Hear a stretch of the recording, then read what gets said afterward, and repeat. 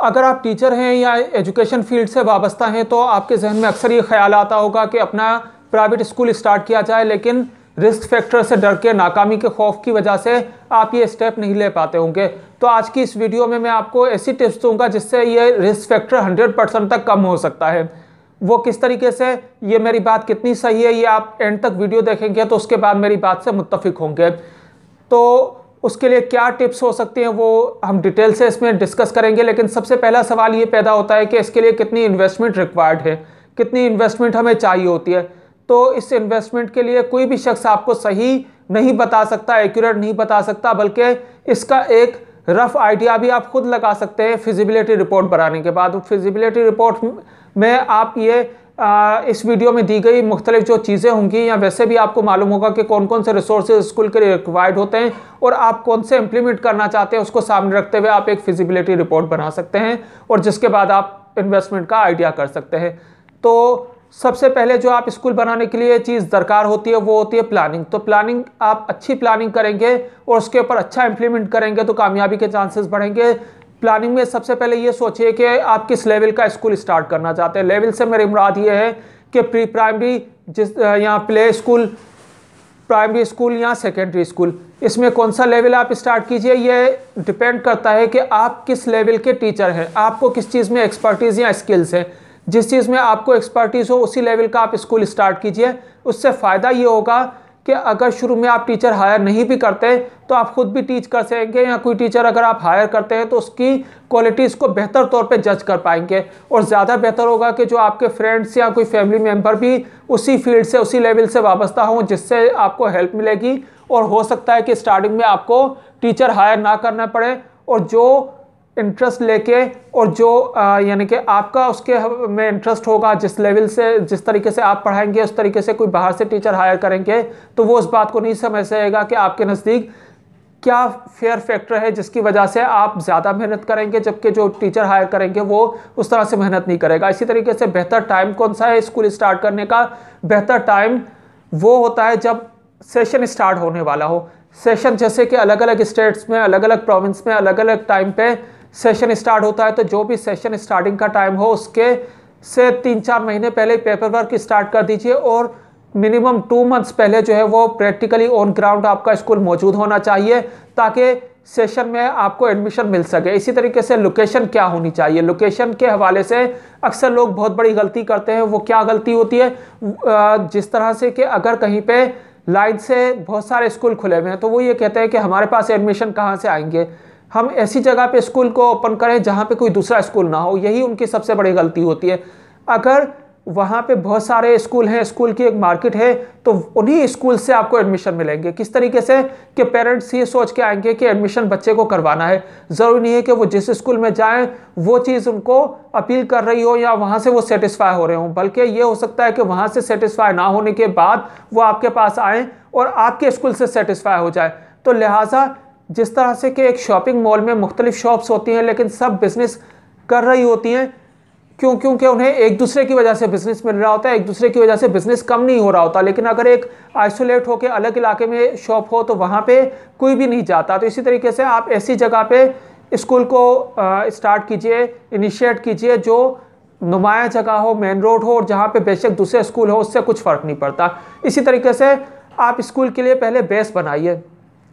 Base से क्या मुराद हो गई? अपनी गुडविल बनाइए। गुडविल कैसे बन सकती है? गुडविल बनाने के लिए ये ज़रूरी है कि आपको उस इलाके के लोग एज अ टीचर जानते हों, और ज़्यादा बेहतर है कि आप पहले कोचिंग रन करते हो। जब आप कोचिंग चलाते होंगे तो फिर आपके लिए स्कूल या ट्यूशन सेंटर चलाते होंगे, आपने ट्यूशन पढ़ाई होगी तो आपके लिए एडमिशन हासिल करना आसान हो जाएगा। इसी तरीके से अगर ये इनमें से कुछ भी नहीं है तो फिर आप किसी स्कूल की फ्रेंचाइज ले सकते हैं।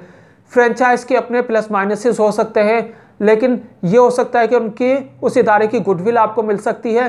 फिर उसके माइनसेस में ये हो सकता है कि आपको प्रॉफिट उनसे शेयर करना पड़ता है, उनकी पॉलिसीज से बहुत ज़्यादा बाहर नहीं निकल सकते हैं। तो इस तरीके से अपनी गुडविल को बिल्ड कीजिए। उसके बाद रिसोर्सेज की तरफ आ जाते हैं। तो रिसोर्सेज में 2 तरह के रिसोर्सेज होते हैं, एक मटेरियलिस्टिक रिसोर्सेज और एक ह्यूमन रिसोर्सेज। तो सबसे पहले मटेरियलिस्टिक रिसोर्सेज के बारे में बात करते हैं। मटेरियलिस्टिक रिसोर्सेज में क्या चीज़ होती है? उससे में जो है वो बिल्डिंग होती है।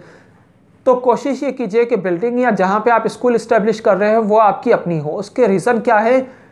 क्योंकि कोई भी चीज़ जो हम काम स्टार्ट करते हैं उसमें फेलियर की वजह क्या होती है? उसकी वजह ये होती है कि हम टाइम गिन रहे होते हैं कि कब हमको अर्निंग स्टार्ट होगी। अर्निंग नहीं स्टार्ट होती तो कम से कम एटलीस्ट वो नो प्रॉफिट नो लॉस पे चला जाए।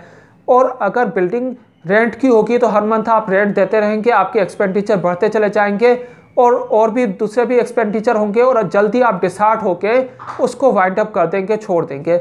लेकिन अगर आपकी अपनी होगी तो ज़्यादा टाइम तक आप मुस्तकिल मिजाजी के साथ वो काम कर सकेंगे और उसके बाद आपके कामयाबी के चांसेस बढ़ जाते हैं। यही वजह है कि स्टार्टिंग में मैंने आपसे कहा कि टीचर भी कम से कम हायर कीजिए, कोशिश कीजिए कि वो आपको खुद आप टीच करें, आपके रिलेटिव टीच करें, आपके फैमिली मेम्बर टीच करें। इस तरीके से आपकी जो सस्टेन रहने की सलाहियत है, सस्टेनेबिलिटी है या जो मुस्तकिल मिजाजी है वो बढ़ेगी और कामयाबी का चांस भी बढ़ेगा। इसी तरीके से फर्नीचर हो गया, तो फर्नीचर कोशिश ये कीजिए कि यूनिक फर्नीचर हो जो कि दूसरे स्कूल्स में ना हो या उससे कुछ मुख्तलिफ हो जो कम स्कूल्स में हो। इसी तरीके से ज़रूरी नहीं है कि आप बहुत ज़्यादा क्वांटिटी में ले लीजिए, क्योंकि स्टार्टिंग में तो पूरी फुल क्लासेस आपकी नहीं होंगी। तो बेशक आप 50% स्टूडेंट 25% स्टूडेंट को मद्देनज़र रखते हुए उसके लिहाज से फर्नीचर परचेज़ कर सकते हैं, सेकेंड हैंड फर्नीचर भी ले सकते हैं।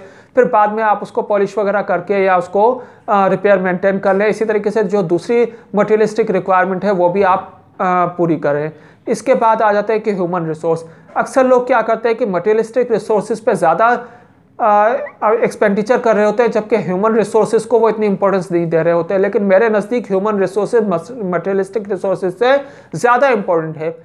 अगर एक अच्छा टीचर है जिसके पास एक पढ़ाने की अच्छी जगह नहीं भी है तो लोग उसके पास आएंगे और वो उसी से अर्न करके आखिरकार इस काबिल हो जाएगा कि अपने जो मटेरियलिस्टिक रिसोर्सेज है उनको भी बढ़ा ले। तो लिहाजा ह्यूमन रिसोर्सेज जब आप हायर करें, ह्यूमन रिसोर्सेज से मुराद टीचर्स है, तो टीचर्स हमेशा ऐसे हायर कीजिए जो स्किल्ड हो, जिनमें पेडागोजिकल स्किल्स हो, क्वालिफाइड भी हो और साथ में उनको पढ़ाने का तरीका भी आता हो और उसके साथ साथ उन्हें पढ़ाने का शौक़ हो, वो उसे एक खिदमत या इबादत समझते हो। तो उसके बाद ही आपका स्कूल कामयाब हो सकता है और वही बच्चे आपकी मार्केटिंग करेंगे जो वहाँ से पढ़ के जाएंगे। इसके बाद आप अपने स्कूल में यूनिकनेस, इनफरादियत कायम कीजिए और फिर उस यूनिकनेस को प्रमोट कीजिए। यूनिकनेस से क्या मुराद होती है या इससे स्कूल कैसे प्रमोट होता है, इसके हवाले से मैंने एक वीडियो बनाई थी, स्कूल इम्प्रूवमेंट प्लान, जिसका लिंक डिस्क्रिप्शन में मौजूद है। आप उसे ज़रूर देखिएगा, उससे भी आपको इस अपने मकसद में बहुत ज़्यादा हेल्प मिलेगी। तो यूनिकनेस का से मुराद ये हो गई कि आपकी हर चीज़ यूनिक होनी चाहिए। किस तरह से कि सबसे पहले स्कूल का नाम यूनिक रखिए जो दूसरी जगहों पे वो यूज़ ना हो रहा हो। नंबर 2 ये हो गया कि वो प्रोनाउंस करने में इजी हो, अच्छा लग रहा हो। आपका लोगो यूनिक हो, उसमें जो कलर यूज़ किए गए हो वो यूनिक हो और हर जगह पे फिर वो यूज़ किए जाए।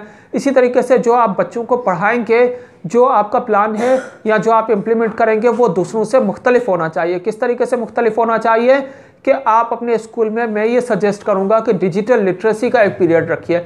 ये ऐसा पीरियड होगा जो कि इंतहाई कम स्कूलों में होगा। डिजिटल लिटरेसी में उनको ये सिखाइए कि गूगल से कोई चीज़ कैसे सर्च करते हैं, चाहे वो पीरियड वीक में एक वंस हो या ट्वाइस हो, लेकिन उसमें ये सिखाइए कि गूगल से कोई चीज़ आप अपने मकसद की कैसे सर्च कर सकते हैं, यूट्यूब से कैसे सर्च कर सकते हैं, अपना यूट्यूब चैनल कैसे बना सकते हैं, वीडियो एडिटिंग कैसे हो सकती है, अपनी CV कैसे बना सकते हैं। ये चीज़ें उनको ग्रेजुअली ग्रेड वाइज सिखाइए और मैट्रिक का सर्टिफिकेट देने से पहले उन्हें बाउंड कर दीजिए कि आप ऑनलाइन कुछ सेल करेंगे, उसके बाद आपको सर्टिफिकेट दिया जाएगा। ये ऐसी चीज़ होगी जो कि आप पेरेंट को ये बताएंगे कि हम उन्हें ज़िंदगी में कामयाब होने का तरीका सिखा रहे हैं, कॉन्फिडेंस बिल्ड कर रहे हैं और ये वो चीज़ें होंगी जो कि रूटीन से हट के होंगी और पेरेंट्स को उस जानिब अट्रैक्ट करेंगी। इसी तरीके से उनके लिए आप राइटिंग टीचर रखिए जो उनकी राइटिंग को मुख्तलिफ बनाए, बल्कि मैं तो ये सजेस्ट करूँगा कि तमाम स्टूडेंट्स का एक राइटिंग स्टाइल हो जो उस स्कूल की आपकी पहचान बन जाए कि यहाँ के स्टूडेंट जो है वो इस तरह से लिखते हैं या इनकी राइटिंग बहुत ज़्यादा साफ़ होती है। इसी तरीके से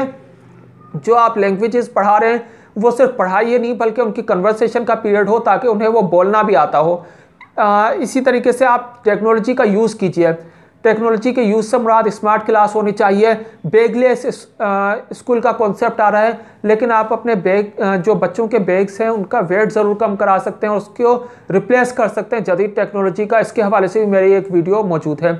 इसी तरह से VR technology, virtual reality technology introduce कराइए। ये वो चीज़ें होंगी जो कि दूसरे स्कूलों में कम होंगी और पेरेंट्स उस जानिब आएंगे, क्योंकि या तो आप अपनी क्वालिटी को इम्प्रूव कीजिए, उसके लिए अगर आपके पास रिसोर्सेज नहीं है तो अपनी यूनिकनेस ज़रूर कायम कीजिए, अपनी इनफरादियत जो लोगों को आपकी जानिब खींच के लेके आएगी।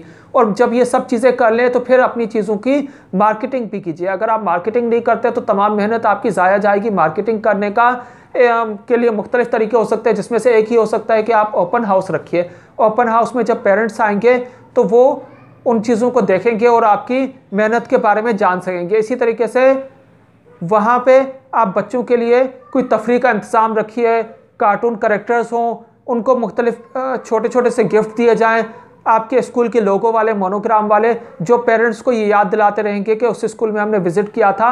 और बच्चे उनको वहाँ पे ओपन हाउस में लेके आएंगे, जिनके लिए तफरीह का मौके होंगे, उनको कोई ड्राइंग बुक दे सकते हैं, स्टोरी बुक दे सकते हैं। इस तरीके से आप ओपन हाउस में अपनी चीज़ों को सही तौर से प्रेजेंट कीजिए। इसके बाद आप अपने स्कूल की मार्केटिंग में जो रूटीन मार्केटिंग है या जो ट्रेडिशनल मार्केटिंग है वो करें या ना करें, लेकिन उसके साथ साथ डिजिटल मार्केटिंग ज़रूर कीजिए। डिजिटल मार्केटिंग में आपके स्कूल का फेसबुक पेज होना चाहिए, जैसे कि हर स्कूल का ही होता है। फिर उसमें आप अपने एड को प्रमोट कीजिए, बूस्ट कीजिए। उसको बूस्ट करने का क्या तरीका होता है उसके हवाले से आप रिसर्च कीजिए। आप टारगेटेड ऑडियंस सिलेक्ट कीजिए, उस एरिया की ऑडियंस सिलेक्ट कीजिए और उन्हीं तक वो एड पहुंचाइए। इस तरीके से आपको मार्केटिंग होगी। और इंस्टाग्राम पे भी अपनी पोस्ट लगाइए। इसी तरीके से आप ये कर सकते हैं कि अपने स्कूल का यूट्यूब चैनल बनाएं, जो बच्चों की वर्किंग है वो उसके ऊपर डालिए। अपने स्कूल का मैगज़ीन होना चाहिए जिसमें बच्चों की लिखी हुई कहानियाँ, बच्चों के लिखे हुए मज़ामीन हो, वो भी स्कूल से बच्चों पेरेंट्स तक जाए, वो भी आपके स्कूल की एक मार्केटिंग होगी। तो इन तमाम चीज़ों से करने से आपका जो रिस्क फैक्टर है वो मिनिमम होता चला जाएगा और एक्सपेक्टेड है कि आफ्टर 1 सेशन जो है वो आप एक अच्छी अर्निंग कर सकेंगे और स्टार्टिंग में भी आपको एक अच्छे एडमिशन मिलेंगे। ये थी हमारी आज की वीडियो। उम्मीद है आपको पसंद आई होगी। इस वीडियो को दूसरे एजुकेशनिस्ट से, टीचर्स से शेयर कीजिएगा जो टीचिंग कर कर के थक चुके हैं और अब वो चाहते हैं कि अपना स्कूल स्टार्ट करें। मेरे चैनल को सब्सक्राइब कीजिएगा और लाइक कीजिएगा। Thank you so much.